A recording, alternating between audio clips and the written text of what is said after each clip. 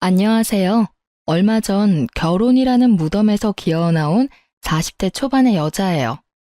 혹시 여러분들은 결혼할 때 꺼리는 남자 타입 같은 거 있으신가요? 한 사람만 고른다면 저는 폭력적인 남성이었어요.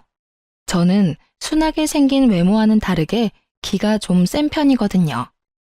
둘이서 서로 치고받고 할지도 모르는 그런 타입이라 남자 사귈 때 꼭 술을 먹여서 확인했어요. 술 먹으면 보통 그런 숨겨진 성향이 나오는 법이니까요. 그런 제가 이혼 후에는 완전 달라졌어요. 마마보이, 그런 남자만 아니면 된다고 생각하고 있거든요. 여러분의 짐작대로 저와 이혼한 전 남편이 마마보이였어요. 처음에는 그런 느낌 따위는 전혀 없었죠. 솔직히 기가 좀 약한 편이긴 해도 뭐든 엄마에게 물어봐야 한다 그런 것도 없었거든요. 저는 제 성격을 감싸주고 이해해줄 수 있는 부드러운 남자를 원했고 전 남편이 그런 면에서는 저와 잘 맞았기에 결혼을 할 수 있었던 것 같아요. 저와 남편은 조금 특이하게 제 고객의 권유로 만나게 됐어요. 당시 저는 금융회사에서 일하고 있었고 고객은 저와 잘 어울릴 것 같다는 남자를 안다며 소개시켜줬죠. 그렇게 만난 게 남편이었어요. 나보다 5살이나 어린 남자여서 처음에는 깜짝 놀랐어요. 제 나이가 그리 젊은 나이가 아니어서 항상 속에는 40대의 남자들만 들어오곤 했거든요. 그러다 만난 젊은 남자를 보니 참 풋풋하고 좋더라고요. 이때 제가 정신줄을 잘 잡고 있었다면 이런 사달은 일어나지 않았을지도 모르죠. 하지만 앞으로 이런 좋은 사람은 만나지 못할지도 모른다는 생각이 저를 그런 선택으로 이끌고 말았어요. 그래도 1년 동안 제 나름대로의 검증을 끝내고서야 남편과 결혼을 결심했어요. 그리고 시모와 처음으로 만나는 날 뭔가 쎄한 기분을 느꼈어요. 시모는 당시 혼자 일도 안 하고 살고 있었는데 집안이 무척 여유로운 느낌이더라고요. 일도 안 하는데 이만큼 여유로울 정도면 돌아가신 아버님이 유산을 많이 남겨주었겠다는 생각이 들었죠. 쎄한 기분은 시모 자체에서 나는 거였어요. 마치 저를 품평하는 듯한 눈빛에 사람을 아래로 보는 그런 시선까지 딱 제가 싫어하는 것들만 모아놓은 사람이 시모였어요. 솔직히 이렇게 유약한 남편에게 이런 시모가 있을 거라곤 상상도 못했었거든요. 시모는 저를 보더니 흡족한 듯 빨리 상견례 날을 잡으라고 하더군요. 어차피 결혼할 생각을 하고 있었기에 날짜를 잡기로 했죠. 그리고 상견례 날 시모는 저희 부모님과는 만나서는 집은 걱정하지 말아라. 자기가 집을 해주겠다 하셨어요. 그리고 무슨 일 생기면 도움도 많이 주겠다고 호언장담했죠. 당시에 저는 대학 졸업 후부터 혼자 살며 전세를 마련해 두었거든요. 방 한 칸부터 시작해서 지금은 방 3칸에 30평대쯤 되는 전셋집을 가지고 있었죠. 시모가 집을 해준다니 저는 전셋집을 팔아서 혼수를 하고 나머지 돈은 비상금으로 가지고 있으려고 했거든요. 그런데 결혼식이 다 되어가도록 시모는 집에 대해서는 아무 말도 않더라고요. 나중에 시모에게 직접적으로 물었더니 아들이 모아놓은 돈이 없으니 일단은 제가 살고 있는 전셋집에서 살고 있으라고 하더라고요. 그러고는 결혼 후까지 입을 싹 닫아버리더라고요. 그렇게 시모에게 사기 아닌 사기를 당하며 저의 결혼 생활은 시작됐어요. 결혼을 하면 우선 경제권을 어떻게 할지 결정하잖아요. 솔직히 저는 혼자 사는 것에 더 익숙해져 있어서 같이 살기 전까지 거기에 대해 생각해 본 적은 없었어요. 그리고 솔직히 제가 돈을 더 잘 벌기도 하니 경제권은 반만 합치는 게 더 좋다는 생각도 했거든요. 그래서 처음에는 생활비를 각자 차출하고 집 살 돈은 각자 지정된 금액을 정해서 마련하자고 합의를 봤어요. 그런데 결혼 후 6개월쯤부터 남편이 생활비 60만 원을 주지 않더라고요. 여보, 이번 달 생활비 안 들어왔어. 넣어줘야 할 것 같은데? 미안해, 잠깐만 기다려봐. 그러고 남편은 시모에게 전화를 하더라고요. 응, 엄마, 60만 원만 붙여줘. 생활비 쓰려면 필요해서. 용돈은 이번 달에 다른 거 샀는데? 오, 그럼 어떡하지? 남편이 저를 힐끗힐끗 쳐다보며 말을 하더군요. 시모에게 하는 말 내용에서 저는 걸리는 느낌이 있었어요. 남편 입에서 용돈이라는 말이 나온 거죠. 그런데 남편이 전화 도중에 저한테 전화기를 넘기며 말하더라고요. 전화 좀 받아봐. 어머니가 할 이야기 있으시다는데. 네, 어머님, 전화 바꿨어요. 그래, 며느라가. 다른 게 아니라 우리 아들 월급은 내가 잘 관리하고 있거든. 그러니까 며느리 월급도 내가 관리해 줄게. 요즘 애들 돈 알기를 함부로 알잖니. 그래서 내가 관리해 주려고 하는데 월급 주면 내가 너희들한테 용돈으로 돌려주마. 남는 건 알아서 잘 불려줄 테니까 그렇게 알고. 네? 아니요. 어머님, 죄송한데 월급은 못 드려요. 그리고 남편 월급도 앞으로는 제가 관리할게요. 저희 전셋집이라 집 사려면 돈도 많이 모아야 하는데 혹시 남편 월급으로 돈 좀 모아두셨어요? 모아두셨으면 남편에게 주세요. 그거 미천으로 좀 더 모아서 집 사면 될 것 같아요. 모아둔 게 어딨니? 내가 먹여주고 재워주고 키워줬으니 그만큼 걷어가는 건 당연한 거고. 게다가 나는 일도 안 하고 혼자 사는데 당연히 걔가 나 먹여 살려야 하는 거 아니니? 어머니, 당연한 말씀이세요. 대신 제가 용돈을 넉넉히 챙겨드릴게요. 그거면 충분히 매달 생활하는데 불편함은 없으실 거예요. 나더러 용돈을 타서 쓰라고? 난 그렇게 못해. 어떻게 나더러 용돈이나 타서 쓰라고 하니? 굴러들어온 돌이 박힌 돌 뺀다더니 얌전하게 생겨가지고 너 생각하는 게 야가 빠졌구나. 벌써부터 며느리가 시어머니 곳간 열쇠 뺏으려고 하면 안 되지. 어머님, 곳간 열쇠를 뺏으려고 한다뇨. 전혀 그런 생각 없어요. 다만 어머니께서 남편 월급으로 관리하셨는데도 남편은 여전히 빈털털이잖아요. 제가 이제는 와이프고 저희 둘이 부부니까 제가 하겠다는 거예요. 어머님이 생각하시는 그런 거 아니에요. 아니긴 어디서 요망한 게 집안에 들어와서. 시모는 그렇게 이야기하더니 전화기를 뚝 끊어버리더라고요. 저는 남편에게 말했어요. 당신 잘 생각해. 어머님이 월급 관리하시는 동안 목돈이 하나도 없다는 건 이해 안 되는 일이야. 이런 식이면 당신이랑 나 절대로 우리 명의의 집은 못 가져. 그러니까 당장 다음 달 월급부터는 절대로 어머님한테 드리지 마. 내가 알아서 목돈 만들어 줄게. 어떻게 그런 식으로 말을 해? 엄마한테. 그럼 이렇게 생각해. 당신이 어머님한테 용돈으로 두둑히 드린다고 당신 월급에서 100만 원 어머님한테 드리고 지금처럼 60만 원은 자기가 용돈으로 쓰고 나머지는 다 적금 넣자. 그래야 우리 집 살 수 있어. 응? 대신 생활비는 내 월급으로 할게. 어때? 제 말에 남편이 흔들리더라고요. 결국 제가 남편 월급을 관리하게 됐어요. 그리고 그 이후 시모가 전화 와서는 쌍욕을 날리시더라고요. 네가 감히 나한테 이런 짓 하고도 무사할 줄 아니? 어디서 남의 돈을 뺏어가? 꼴랑 100만 원 주고 생색 내겠다 이거지? 생색이 아니에요. 그 정도 받으시면 생활은 가능하시잖아요. 큰 돈 드는 건 저희한테 말씀하시면 최대한 도와드릴게요. 그러니까 더 이상 남편한테 압박 넣지 마세요. 시모는 분하다며 말을 잇지 못하다가 전화를 끊어버리더라고요. 저랑 할 이야기 없다 이거죠. 대신에 남편에게 계속 전화해서 하소연을 하더라고요. 어떻게 네가 이럴 수 있냐? 엄마를 뭐라고 생각하는 거냐? 그런 여우 같은 며느리한테 속아 넘어가지 마라 등등. 제가 들은 것만도 엄청났죠. 그런데 그런 건 이해했어요. 어머니가 아들한테 하는 말이니까. 그런데 제가 참지 못할 일이 벌어졌어요. 그때는 남편 사촌의 결혼식이 있던 날이었어요.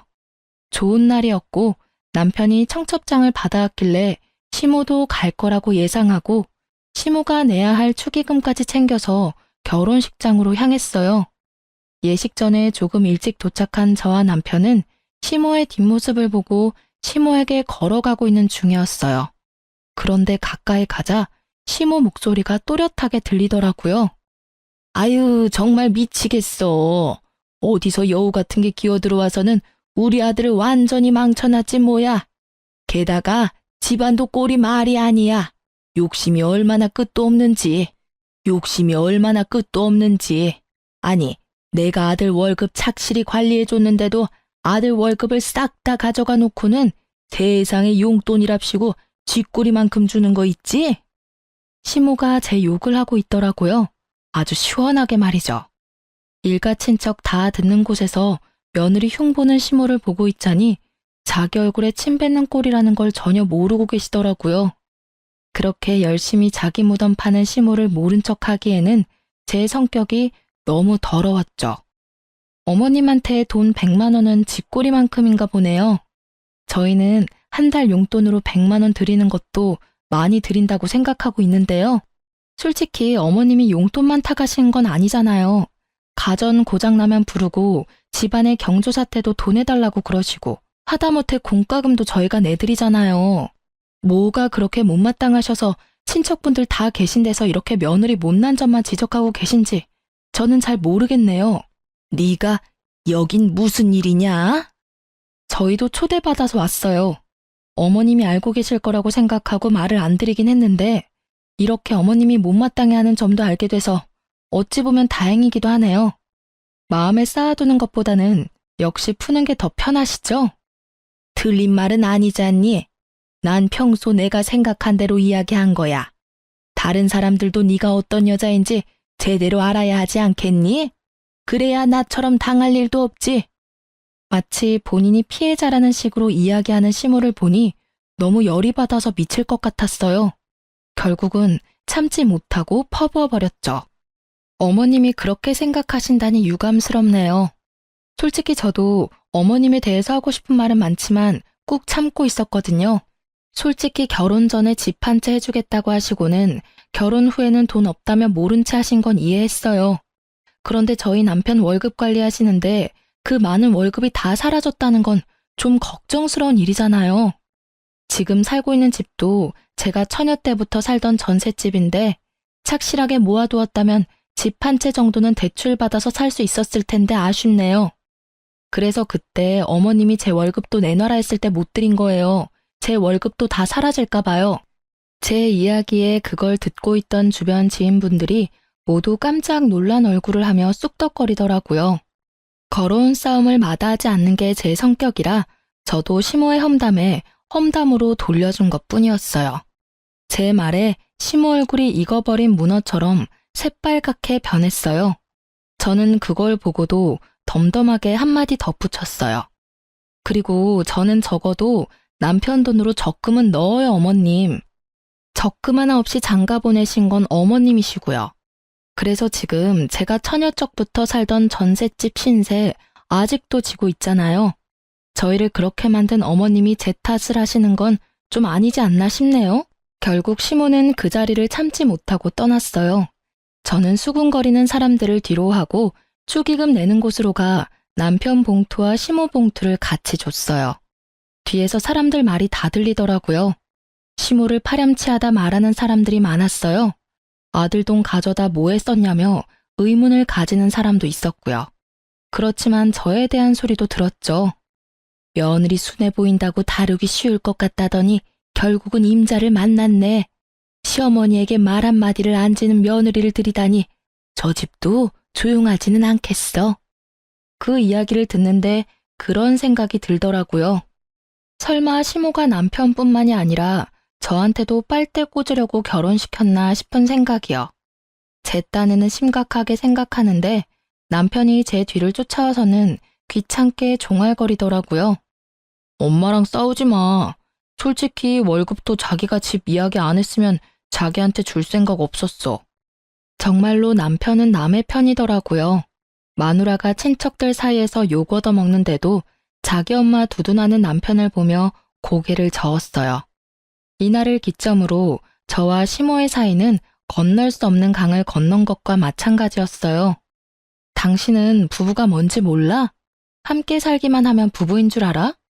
우리는 공동의 재산을 만들어서 미래를 준비해야만 하는 사람들이라고. 어머님한테 용돈을 드리는 건 괜찮지만 월급을 다 뺏기면 우리 미래는 어떻게 돼? 평생 집도 없이 전셋집 돌아다니며 살 거야? 애 낳아서 기르는데 드는 돈만 해도 얼만데. 설마 당신 나한테 빨대 꽂을 생각으로 결혼한 건 아니지? 그런 거 아니야. 나도 자기가 하는 말들이 맞다고 생각하니까 어머니한테 월급 안 드리고 당신한테 꼬박꼬박 주잖아. 남편은 제 말에 금방 꼬리를 내리더라고요. 그렇게 저는 시모에게 이겼지만 기분은 찜찜했어요. 시모가 그냥 넘어가지는 않을 거라는 생각 때문에요. 그리고 언제나 불길한 예감은 틀린 적이 없어요. 그날 이후 1년도 지나지 않아 문제가 생기고야 말았거든요. 시모는 남편 월급 대신에 남편을 자주 부르게 됐어요. 저녁마다 주말마다 불러내기 일쑤였죠. 처음에는 시모가 외롭다고 생각했어요. 그리고 그 뒤에는 시모가 나를 괴롭히려고 그런다고 생각했죠. 남편이 거의 집에 들어오지 못했거든요. 정말 이혼하기 직전 1년은 거의 별거를 하는 느낌이 들 정도였어요. 시모 집에서 자고 오는 날이 더 많았으니까요. 마치 남편을 시모에게 뺏긴 기분이었어요. 처음에는 저도 참으려고 했는데 1년 동안 이런 일이 이어지자 참을 수 없겠더라고요. 결국은 남편 차에는 블랙박스를 확인하게 됐죠. 시모가 불러서 시모에게 가는 건 맞지만 가서 뭘 하나 싶은 생각이 들었거든요. 그래서 블랙박스를 확인한 건데 저는 생각지도 못한 대화 내용을 듣고야 말았어요. 남편과 내연녀의 대화였거든요. 자기야, 오늘은 언제까지 가야 해? 오늘도 우리 집에서 자고 가면 안 돼? 안 돼. 오늘은 집에 들어가야 해. 너무 안 들어가면 의심하거든. 의심할 리 있겠어? 여태껏 이렇게 몰래 잘 만나고 있었는데. 벌써 1년이잖아. 근데 자기 이혼은 언제 하는데? 나도 빨리 결혼하고 싶어. 그건 엄마가 알아서 이야기해 줄 거야. 맨날 엄마. 너무 효자면 인기 없는 거 알지? 이 대화를 듣고 있는 내내 부하가 치밀어서 진짜 눈앞이 캄캄하더군요. 처음에는 남편에게 화가 났어요. 어떻게 나한테 이런 모멸감을 줄 수 있는지, 다른 여자를 만나면서 나를 속여올 수 있었는지, 그런 생각들이 떠올라 미쳐버리겠더라고요.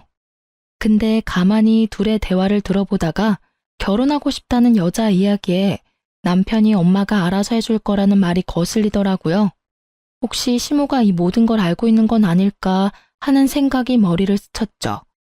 냉정하게 생각해보면 남편처럼 마마보이에 우유부단한 사람이 먼저 나서서 불륜을 저지를 일은 없을 거잖아요. 엄마 말이라면 찍소리도 못하는 이 남자를 움직일 수 있는 건 오직 시모뿐이라는 생각도 들었고요. 저는 남편이 오랜만에 집으로 돌아온 날 남편을 불러 세웠어요. 당신 나한테 할 말 없어? 무슨 할 말? 없어. 나 피곤해. 먼저 씻고 잘게. 피곤하겠지. 1년을 다른 여자랑 두 집 살림하면서 얼마나 피곤하겠어. 안 그래? 제 말에 뒤돌아서 욕실로 가려던 남편이 뚝 멈춰서더군요. 여태껏 재미 좋았나 봐. 그치? 시댁 간다고 해놓고 열심히 다른 여자 만나니까 어땠어? 막 짜릿하고 기분 좋고 그래? 그걸 당신이 어떻게 알았어? 이제 이야기할 마음이 들었나 보네. 내가 어디서 어떻게 알았든 지금 중요한 건 그게 아니지. 네가 불륜을 저질렀다는 게 중요한 거잖아. 너 진짜 날 뭐라고 생각하는 거야? 1년 동안 별거 하듯 지낸 것도 다 그 여자 때문이지? 그 여자 누구야? 어떻게 만난 사이인데? 뭐라고 말이라도 좀 해. 답답해서 돌아버리겠으니까. 난 할 말 없어. 그냥 당신이 보고 들은 그대로야. 나 다른 사람 만나는 것도 맞고 당신 배신한 것도 맞아. 그게 그렇게 당당하게 할 말이야? 적어도 미안하다는 말부터 해야 하는 거 아니야? 왜 아무 생각이 없어? 미안하다는 생각도 안 들어? 그런 거면 너 진짜 인간 쓰레기야. 나한테 소리 지르지 마. 나도 엄마가 시켜서 한 거라고. 그러게 처음부터 엄마 하라는 대로 했으면 이런 일 없었을 거 아니야. 이렇게 된 건 당신 탓도 크다고. 알아? 어디서 큰 소리를 쳐. 그래서 엄마가 시키는 대로 한 너는 잘못 없다 이거야? 웃기지 마. 너희 엄마가 불륜을 저지르라고 말했더라도 네가 양심이 있는 새끼면 안 된다고 말했어야지. 좋다고 다른 여자랑 붙어먹고는 뭐? 엄마가 시켜서 한 일이라고? 네가 애야? 너 중학교 다니는 꼬맹이니? 그래서 엄마가 시켜서 마누라 배신하고 나니까 기분이 좋아? 엄마가 하라는 대로 하는 게 편하잖아. 당신이랑 결혼한 것도 엄마가 원해서 한 거야. 엄마 아니었으면 너랑 결혼도 못했어. 그건 알고 이렇게 화내는 거야? 이 대목에서 저는 제대로 한 대 맞은 기분이었어요. 이 남자는 저를 사랑하지도 않는데 시모의 말 하나로 결혼을 한 거였어요. 처음부터 시모의 타겟이었다는 것이 너무 참을 수 없을 만큼 분하고 끔찍했어요. 야, 이 미친 새끼야. 그걸 말이라고 지금. 그래서 이 결혼 다 무효다 이거야? 와, 진짜 사람 열받게 만드는데 재주 있네? 만약에 네가 정말로 엄마가 시켜서 나랑 결혼한 거면 너 조만간 네 인생 망치게 될 거야. 어머님이 네 인생 대신 잘 살아줄 것 같니? 절대로 아니거든? 그런 거였으면 널 땡전 한 푼 없이 장가 보내는 짓도 하지 않았겠지. 네 월급이 여태껏 어디로 갔는지 궁금하지도 않아? 네 어머니가 널 그런 식으로 망치고 있는데도 끝까지 엄마. 그리고 네가 이딴 식으로 행동하면서도 죄책감 하나 안 드는 이유는 어머니가 시켜서 하고 있어서라는 핑계 때문이겠지만 나한테 실제로 상처 준 사람은 너야. 나쁜 놈은 너라고.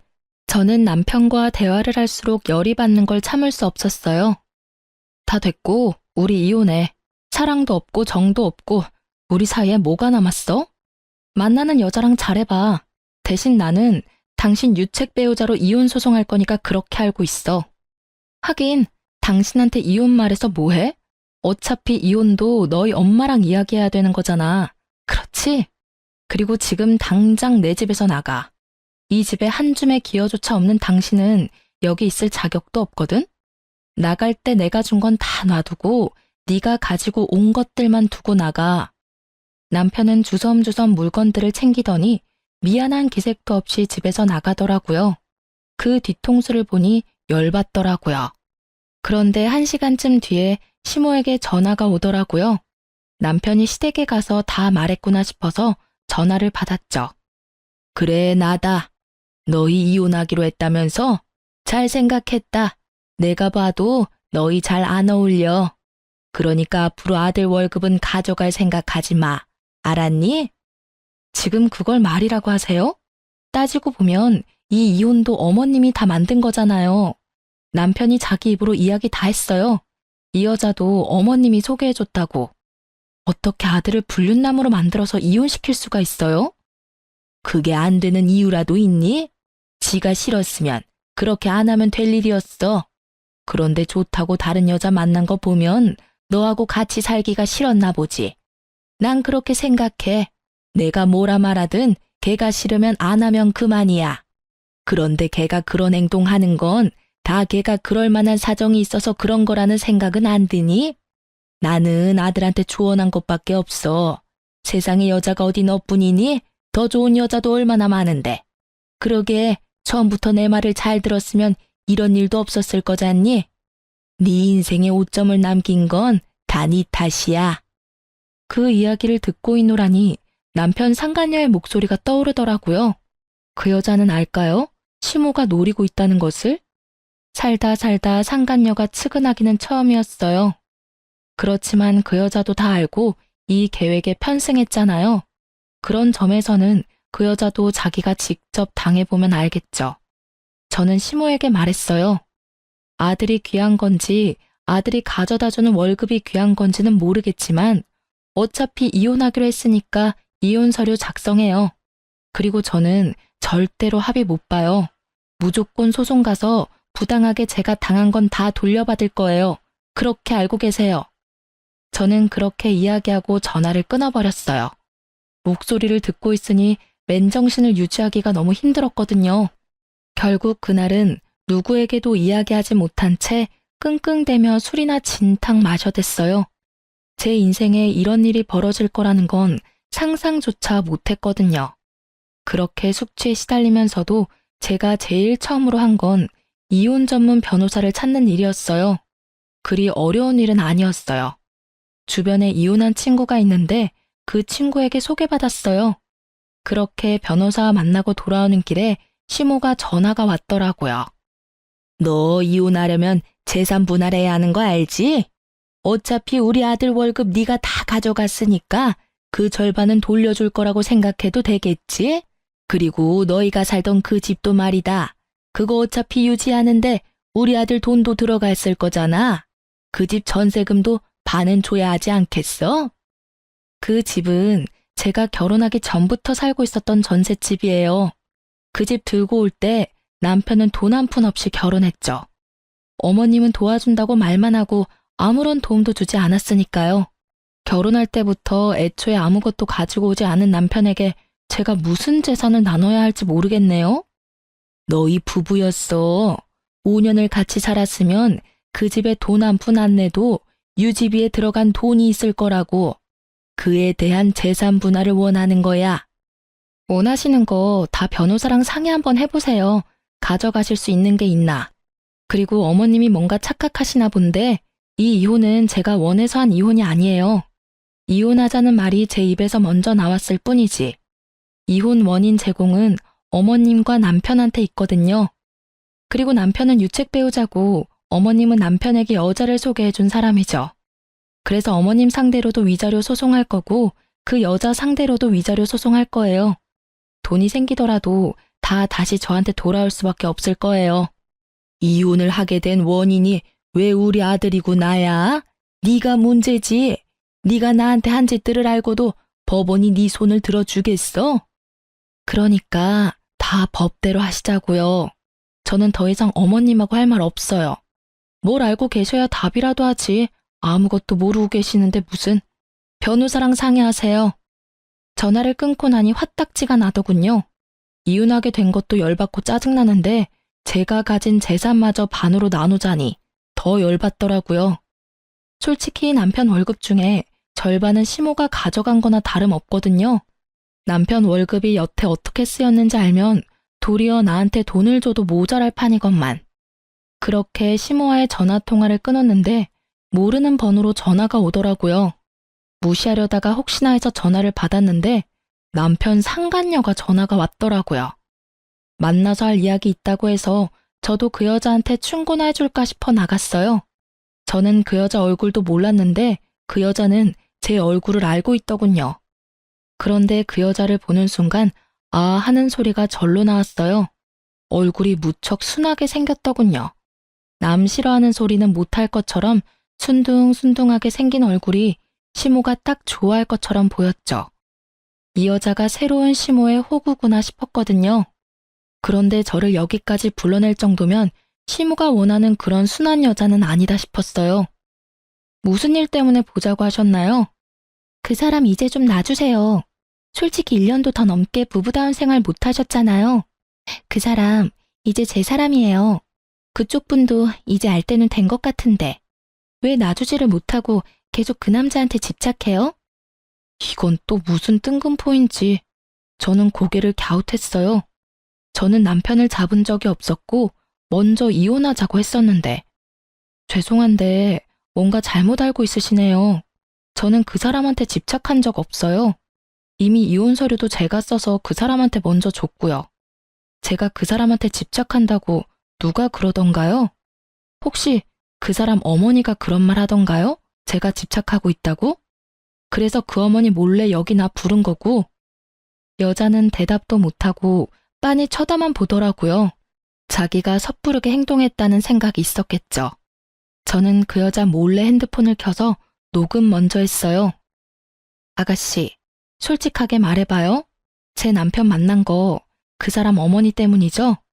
중간에서 누가 소개를 해주고 싶다고 하던가요? 좋은 사람 있다고?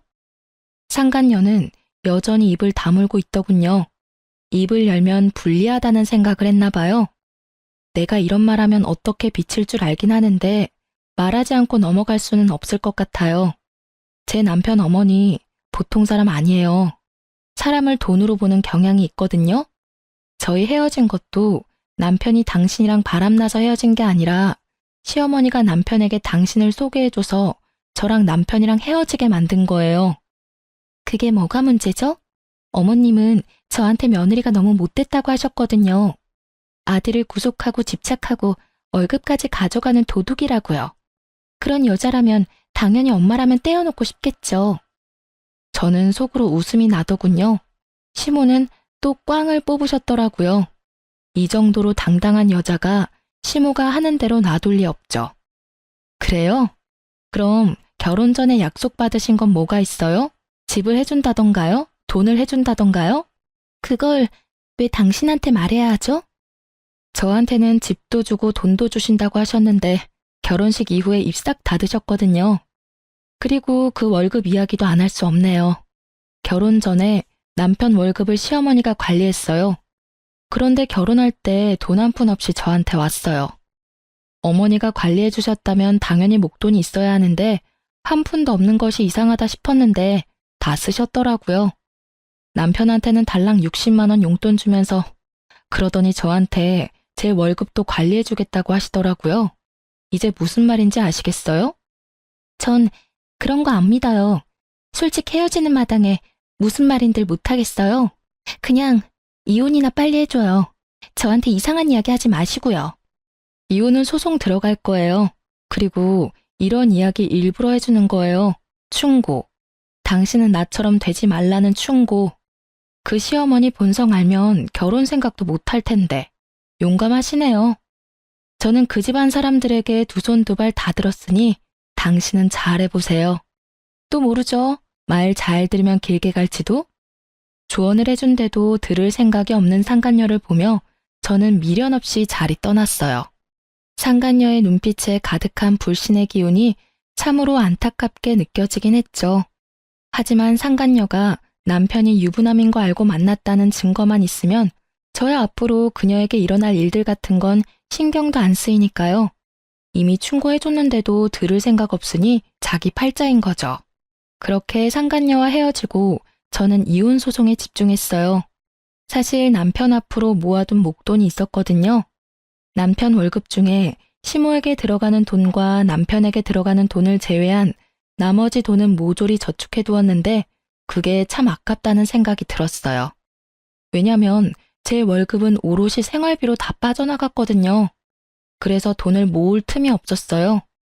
시모와 남편은 그 돈의 존재를 알고 나서는 그 돈 내놓으라며 난리였어요. 통장 비밀번호를 제가 알고 있었거든요. 저는 일단 그 통장 비밀번호를 남편에게 알려줬어요. 거의 5천만 원 정도였는데 남편에게는 이야기했죠. 시모에게 이 돈 주면 당신은 이 돈 만져보지도 못하고 날릴 거라고요. 그랬더니 잘 가지고 있는 모양이더라고요. 제가 이런 일을 한 이유는 따로 있었어요. 이혼 소송이 끝나고 판결이 났는데 제가 그 목돈을 다 가져오게 됐거든요. 시모에게 뺏기면 본전도 못 찾을 것 같아서 남편에게 그렇게 말해뒀는데 어찌 잘 돼서 그 돈은 그대로 저에게 돌아오게 됐어요. 이유는 그거였어요. 일단 남편이 유책 배우자라서 제게 위자료를 지급하라는 판결이 났고요. 남편과의 재산 분할에서도 실질적인 결혼 생활이 얼마 되지 않아서 결혼 전 가지고 온 재산은 재산 분할에 속하지 않았기에 전세금은 남편에게 주지 않아도 됐었어요. 다만 결혼 후에 만들어진 재산인 남편 명의의 목돈은 저도 나눠 가지게 됐거든요. 그리고 저는 상간녀 위자료 소송이랑 시모에게도 위자료 소송을 진행했어요. 저희 혼인의 파탄이 시모에게도 있다는 점을 이용했거든요. 결국 남편과 상간녀 시모에게는 위자료 폭탄이 떨어진 셈이었죠. 그래도 남남이 되니 오히려 마음이 편하더라고요. 그렇게 이혼이 완료되고 나서 남편은 바로 재혼했어요. 제가 주의를 줬는데도 남편과 결혼을 덥석해버린 상간녀의 소식이 너무 궁금해서 그 뒤에 수소문을 봤거든요. 알고 보니 상간녀도 시모에게 집을 해주겠다는 이야기를 들었다고 하더라고요. 시모도 해주려는 생각은 있었을지도 모르죠. 남편이 저와 이혼하면서 나누게 될 재산으로요. 그런데 막상 뚜껑 열고 보니 도리어 저한테 돈을 줘야 하는 상황이 되었잖아요. 결국 상간녀에게 시댁에 들어와 살라고 했대요.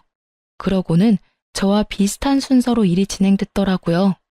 그 여자는 저보다 더 심했죠. 같이 살아야 했잖아요. 그리고 상간녀 위자료도 저한테 줘야 했으니 남편 월급 떼이는 거 확인하고서야 아차 싶었나 보더라고요. 자기 월급까지 달라는 시모를 피하는 게 힘들었는지 결국은 남편과 빛과 같은 속도로 이혼했다고 하더라고요. 그렇게 될 줄 알고 충고까지 해줬건만 결국 몇 달 못 살고 헤어질 거 뭐하러 결혼까지 했을까 싶었어요.